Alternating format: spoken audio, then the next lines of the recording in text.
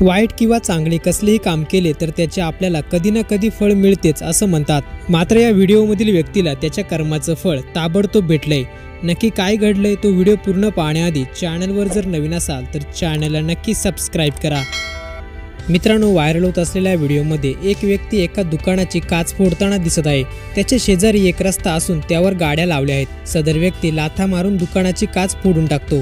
त्यानंतर तो पळून जाण्याच्या प्रयत्नात असताना समोर उभा केलेल्या गाडीच्या मागून एक गाडी येते आणि क्षणात त्याला धडक देते। यामध्ये तो जखमी झाला आहे। दरम्यान ही घटना फक्त 2 ते 3 सेकंदाच्या आतमध्ये घडली आहे। सदर व्यक्तीला आपल्या वाईट कर्माचे फळ काही क्षणातच मिळाले आहे। हा व्हिडिओ सोशल मीडियावर चांगलाच व्हायरल झाला असून त्यावर अनेकांनी आपल्या प्रतिक्रिया व्यक्त केल्या आहेत। मग हा व्हिडिओ पाहून तुम्हाला काय वाटतं? तुमच्याही प्रतिक्रिया नक्की शेअर करा।